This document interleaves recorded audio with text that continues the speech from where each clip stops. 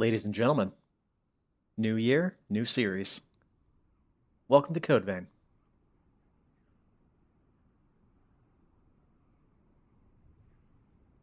Hi there. So Code Vein, it's basically anime Dark Souls, and at this point I've beaten it twice, so I think I have a pretty good idea of how I feel about it.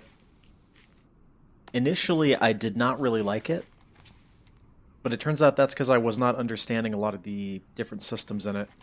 It actually has a surprising amount of depth, especially when compared to a lot of the other Souls-like kind of games. In fact, it does quite a lot to differentiate itself from Dark Souls, which is pretty good. The character customization is also very good, as we will see.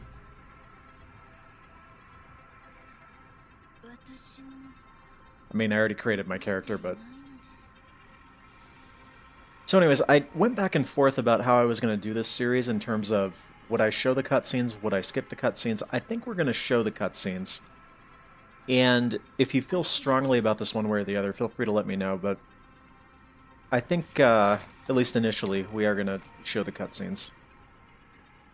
But we'll skip some of the memories, and we'll get to those later on. That means we get to make the nice long walk of shame here. So anyways, my character, I think I did a pretty good job here with the cosplay. Yeah, let me know what you thought of that. There's quite a bit of customization, like I said, and they actually updated the game recently to add more customization, which is pretty cool. In fact, we still have DLC and new content coming, but I figured we'd go ahead and get started. Yeah, just a bit further. Unfortunately, what this means is that the very beginning of the first episode is going to be a lot of cutscenes. But we'll get into some actual gameplay, we'll talk about the mechanics, and why I think this game is actually quite good.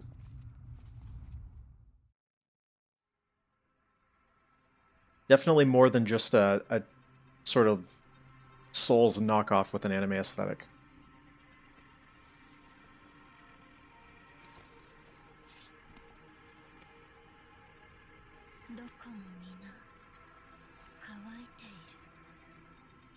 And we'll learn about what's going on with the story as we go through the game, of course.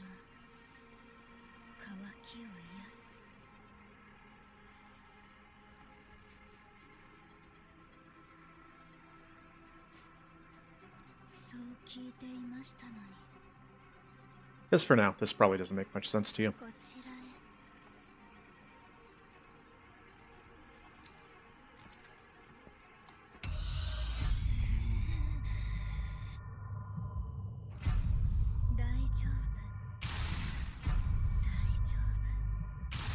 We will actually find out about all of this, though.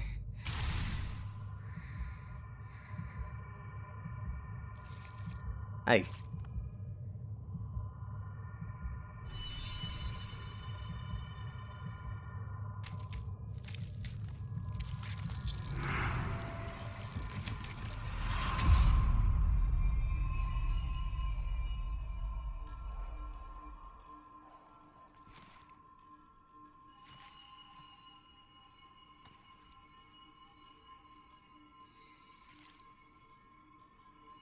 I will say that the story, although kind of interesting and a little bit more involved than you might expect, is pretty much a stereotypical JRPG storyline in a lot of ways.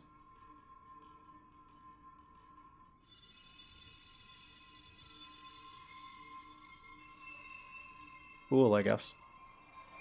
We can also talk about performance, I guess, right? While we're sitting here with nothing to do. For me, the game runs quite well. I haven't really had any issues with it. And same for some other people I've talked to. I run a GTX 1080 FTW, whatever, EVGA is the brand. I look so happy.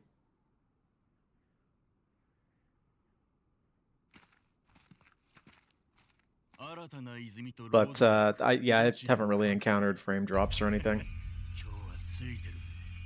And the game goes a little ham with the particle effects at times.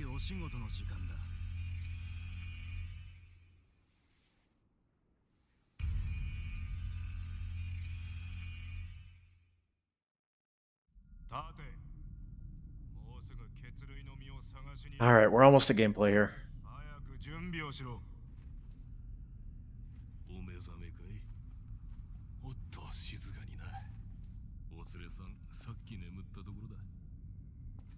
Alright, so we're gonna skip, we're not gonna go and like talk to every single character. It would just take way too long, and if you want to do that, I recommend you buy the game and check it out for yourself, because it is worth it.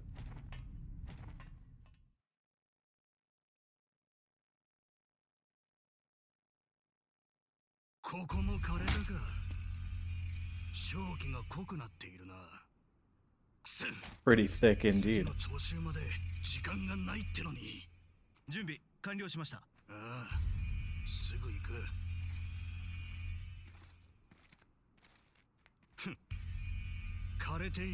You'll also find that for the various armors that you equip, you never actually wear the armor, you just always sort of lay it over your shoulders. Which is kind of edgy.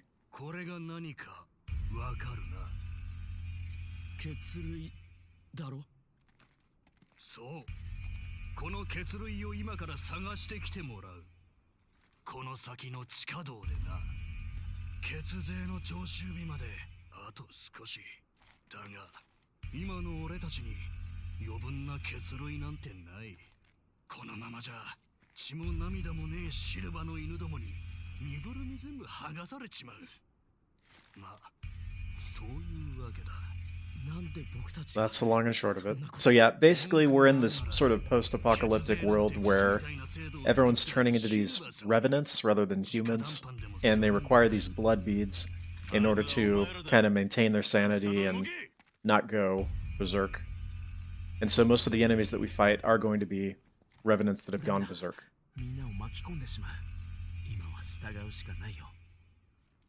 And you gotta wear these masks so that you don't inhale the toxic air or something.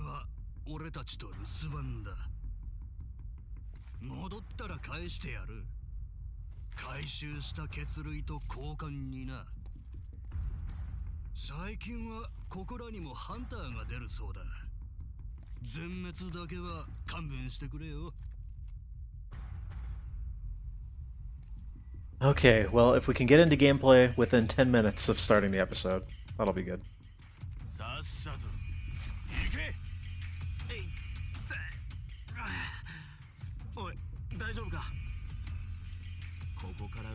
And yes, this is one of those games where you are a silent protagonist.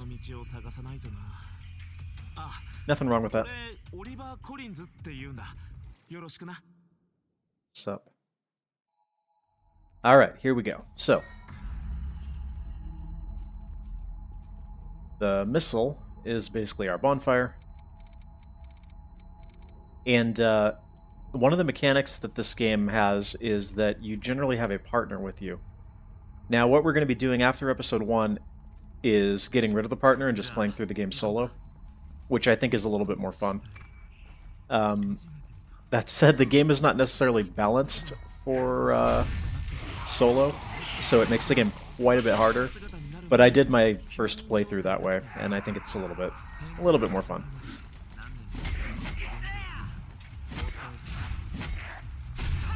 So, the combat will look a little bit similar to Souls, I think. You have a light attack, you have a heavy attack, but in addition to that, if you press the sprint button, which is your right bumper by default, and the attack button, you can do different attacks. So like my bumper light is a stab, my bumper heavy is a launcher. And you also have these various skills that you can use. And that was the thing that I didn't really understand the first time through, is that the skills are actually really important. And so what you find is that what you want to actually do is unlock a bunch of skills and use them to kind of customize a build. There aren't actually classes or anything in the game. but you basically end up making your own by messing around with the skills. Where do we want to go? This way. Now, your backstab is determined actually by the armor that you wear, rather than by the weapon you have equipped. So this armor has the claw. It's the claw, watch out. Yeah, but there are various other ones, and you can use a special attack by holding down A button, which will increase your, I think it's your Ichor, right? Is that what it's called? Yeah. Sorry, it's been a little while. And that will allow you to use various skills. So you can increase the amount by doing backstabs, hitting with your charge attack, or your drain attack, I think it's called. So that 24 on the bottom right, that's how much Ichor I have. And if I were to use a skill, let's go find an enemy and use a skill here. I'll just use an attack skill, I guess. Set up. Backwards here. Yeah, okay. I'm going backwards. Hold on.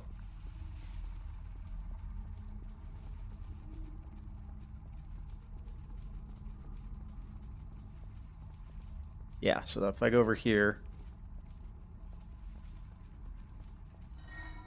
Yeah. And I use a skill on this guy. See, I go down to 19. Now, I can refill up to 24 by just hitting enemies with my normal attacks. But if I want to increase the limit, then I have to actually use drain attacks. Master some skills.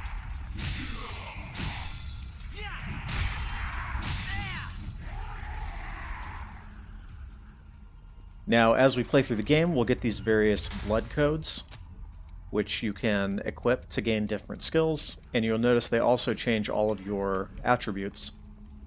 So they're each geared towards a kind of a different playstyle. Like, you start off with a hunter, what is it?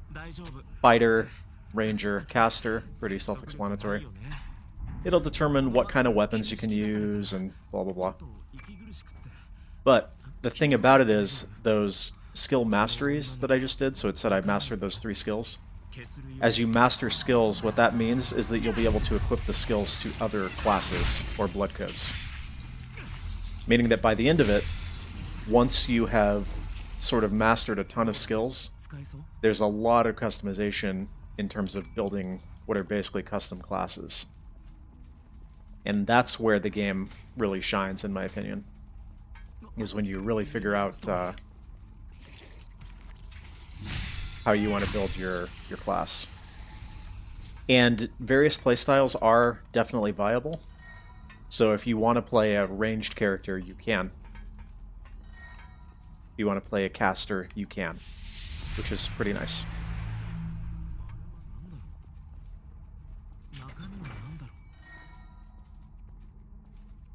And look at that. This is definitely a Souls-like, right? I think I just got a new armor, right? Yep, see, you never actually wear the armor. And now, my drain attack is going to be different. There is a parry, by the way. And the thing about the parries and backstabs is when you connect with them, they will automatically attack. I should have paid attention to that and turned off tutorials or something, but oh well. But anyways, yeah, they'll auto-attack, so I'll go behind him and hit the attack button. It automatically does that. Now, there is like a cinematic sort of attack that they can do, but you will probably turn that off relatively quickly because it gets a little bit annoying having to watch it over and over.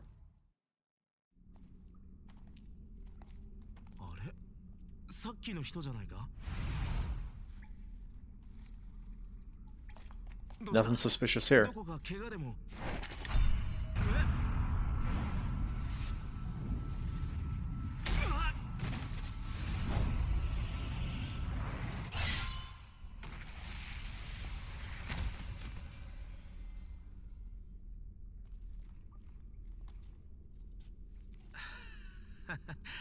ついてないな。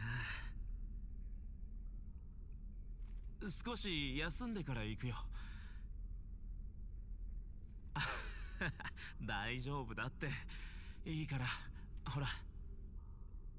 Alright, don't have to tell me twice. 君は血類を探さないと。あの子が待ってるから。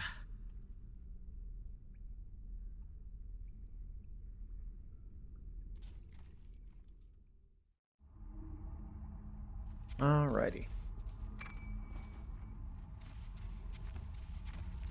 So the parry timing is a little bit weird.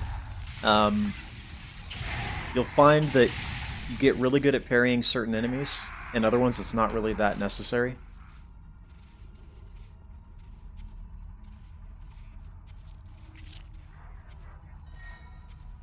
Go ahead and backstab this guy. And then in addition to that, the backstab hitbox, it sometimes seems a little strange. Whoops. It's close. Kind of zeroed out my stamina there. Not a good idea in a Souls-like generally. However, in this one there's not much of a penalty for actually zeroing out your stamina, I found.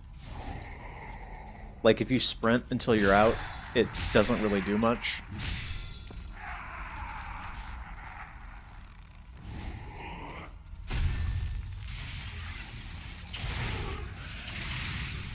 You'll notice that overall, if you want to get through the early areas, you pretty much just backstab everybody. There's not much of a reason to go for the parries on these guys.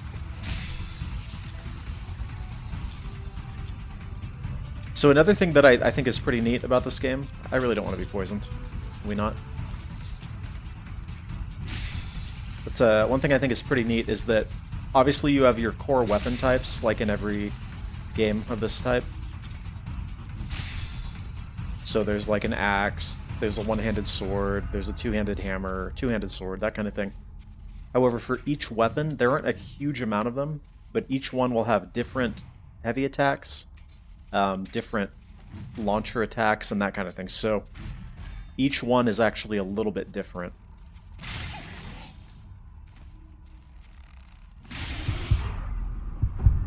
Anyways, that went well.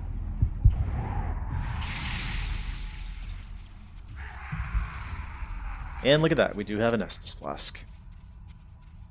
Or regen factor, or whatever it's called in this.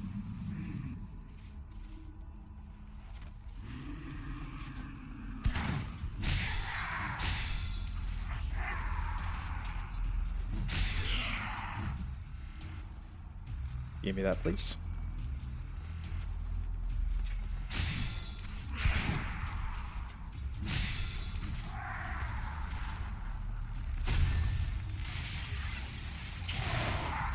Okay, and that permanent increase to our heals.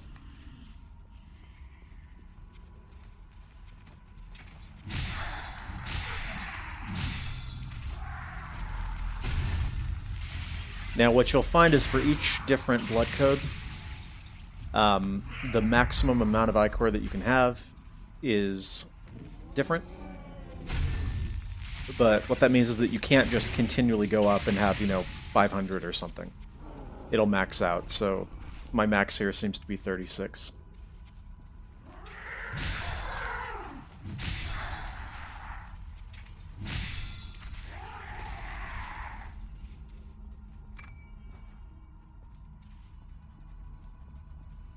Another neat mechanic that I didn't talk about yet, actually, is the map mechanic. You can see that it sort of keeps track of where you've walked already, which is pretty handy. More handy than you might think it would be. So we already know, okay, well, I've gone this way. Like, I can look at the map and know, okay, this is where I came from, and that's the way that I went. And when we get into later areas that tend to be a lot more maze-like, I mean a lot more maze-like, it is pretty helpful.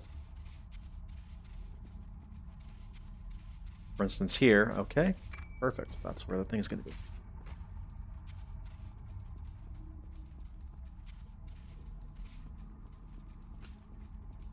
Right, here's another missile.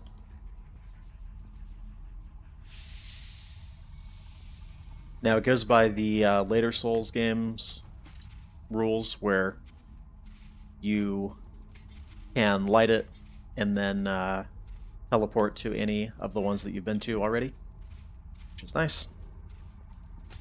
And when you see an enemy like this that has the big red thing on him, that means that when you kill this enemy, you're going to uncover part of the map. Whoops. Good roll. It's okay, though.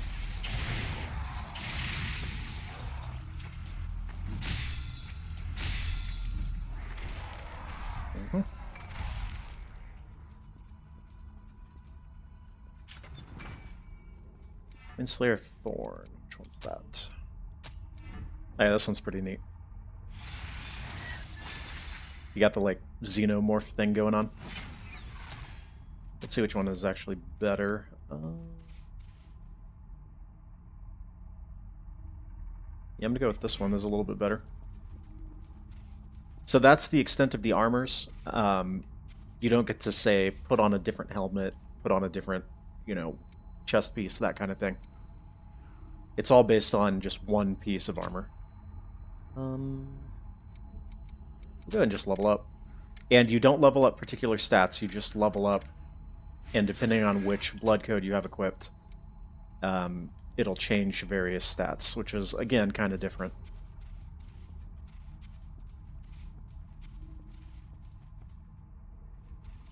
Yes, I'm right here. Alright. We'll go together just for beginning, and then we'll be solo from then on. Yes, you would have.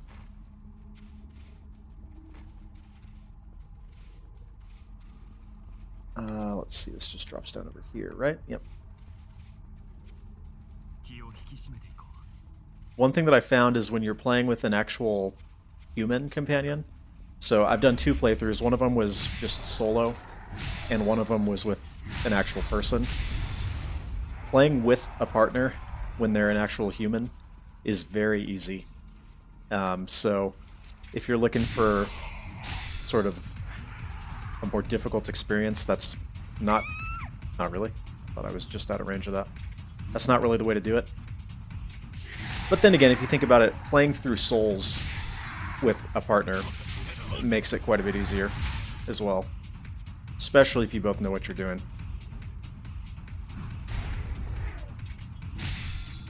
I guess we can address the how the co-op works. And the answer is very well. You basically just send out a distress signal by going to your multiplayer settings, I guess it is. I'm playing offline right now, though.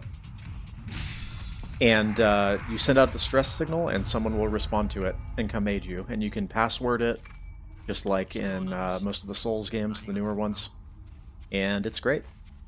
We had 0 issues with it during my co-op run.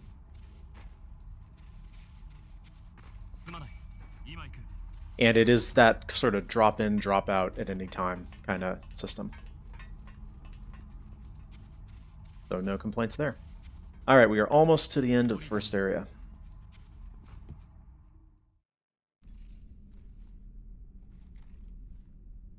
Man, those camera angles are getting dangerously close, aren't they?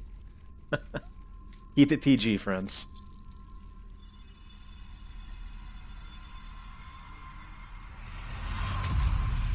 Worth noting, by the way, that there are 3 different endings. I think both playthroughs I got the neutral ending. There's like a bad ending, a neutral ending, and a true ending, I think. So we're going to be going for the true ending this playthrough, which I've never gotten before, so that should be interesting.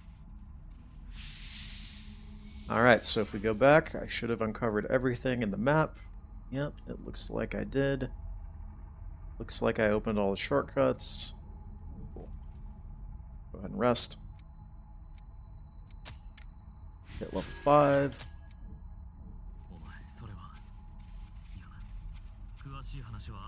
Yeah, we'll talk later.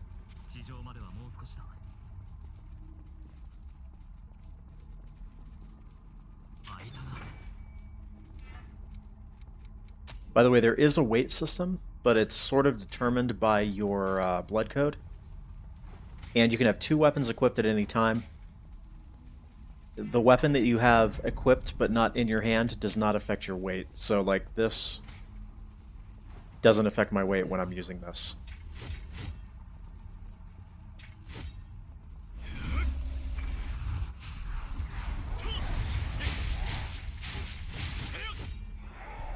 From the weapons that I've tried, I think the one-handed sword is probably the easiest to use. But my favorite weapon we can't get for a little while. It's not a one-handed sword. But then again, when I did the one-handed sword build, I was doing it in a co-op run, so it's hard to say. Breaking the enemy's poise and that kind of thing is quite important. And the one-handed sword is pretty much the weakest weapon when it comes to doing that. See ya.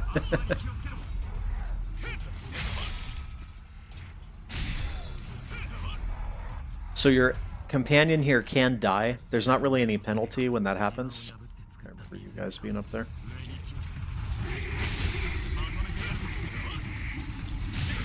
So you don't really have to worry about it too much. But especially in the early areas, you're not going to have much of a problem with that.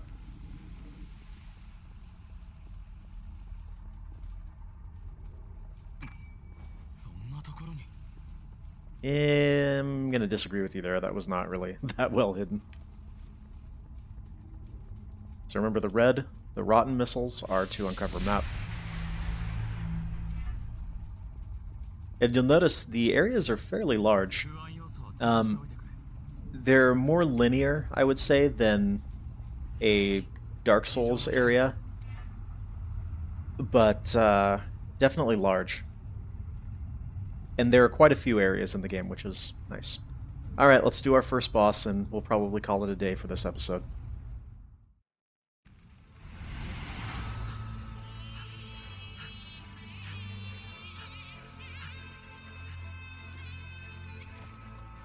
Hey, it's our buddy Oliver.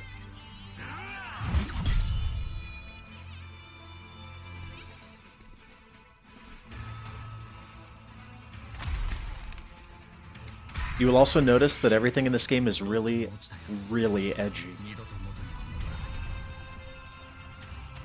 But it's kind of nice.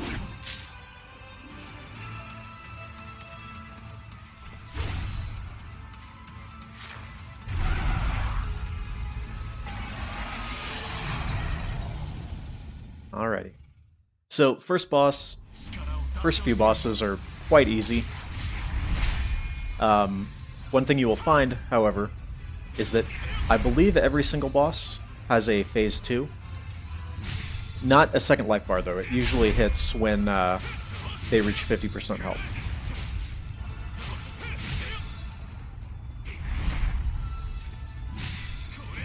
And you can actually parry bosses like that, but it doesn't really do anything, so there's not much of a point. It'll increase your Ichor, I guess, but that's about it. Yep. So I'm going to go ahead and use a skill here. I'm going to raise my attack power, and then use an attack skill. Crank out some pretty good damage on him. I had a build when I was doing my co-op run that literally would stack on 6 or 7 buffs before every boss fight, which was pretty great. And you can do that. Crunch. Alright, well, how's that for boss number 1? Pretty easy, right? But believe me, they get harder. I was a little worried when I got through that first boss. I was like, oh, this game's going to be pretty easy for a Souls veteran. Not necessarily.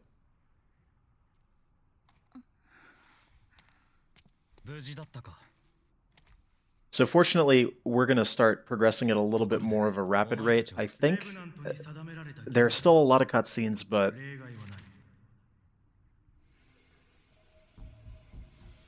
We learn a lot more about lore そいつ and には触らない whatnot. 方がいい。触れたものに侵食し、ロストに変える危険な石だ。ささやきに耳を貸すな。 And how we're a little bit special. 犠牲になるしかないんだ。血類がなければ俺たちは。その子が落ち着いたらここを離れよう。誰かが犠牲になるしかないんだ。 He said don't touch it, but obviously. 待て、何を。手を離せ、飲み込まれるぞ。大丈夫。あなたなら。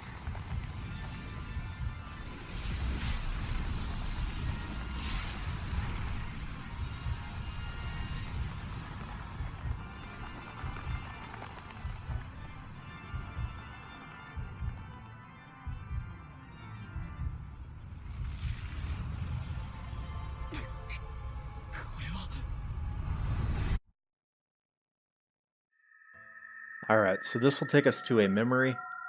And we're going to be skipping most of these because they just take a really long time. It's kind of an annoying aspect of the game. They are important for, like, lore purposes. But here's the problem. This is how fast you can walk. And they are important because they give you backstory on all the characters. But we're just going to skip them because, like I said, they take too long, and I don't want every episode to be 45 minutes long. Aiming for that sweet spot of 30 to 35 minutes, I think. 記憶。あの血液に刻ま And れ at the very beginning of the game, the game tells us that most revenants can only have one blood code, but we're unique in that we can have more than one. So generally when we defeat a boss, 掛け合ったのです。 we'll get a new blood code that we can mess around with. 信じられない。これもお前の力なのか。ついてきてくれ。今は休める場所が必要だろう。俺はルイ。血類の研究をしている。よろしくな。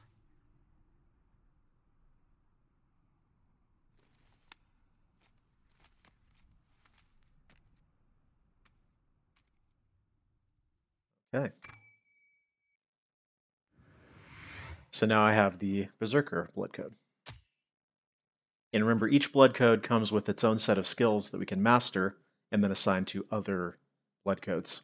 So it gets quite a bit of variety and different skills that we can use. ひどい景色だろう。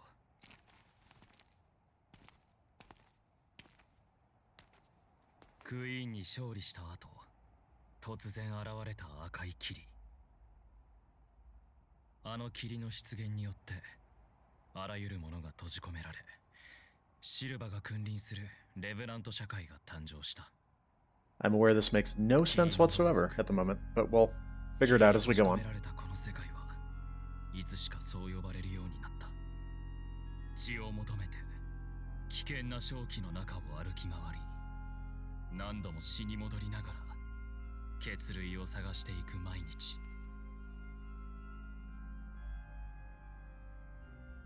レヴェナントには血が必要だ。血に乾けばあの化け物ロストに変貌してしまう。お前を捕らえた連中たちもまたロストの恐怖におののき血を求めた。 Fortunately, he's taken care of a good amount of the exposition here, huh? けれどさざ波は立った。お前は正気を晴らし血類の泉を再生させたな。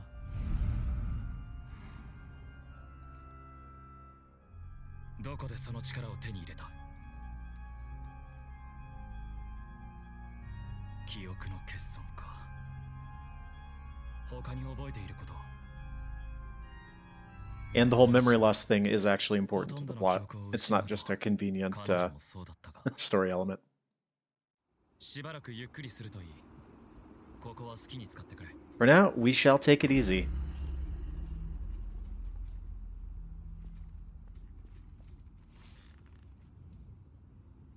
Alright, everybody. I hope you enjoyed this first episode of Code Vein.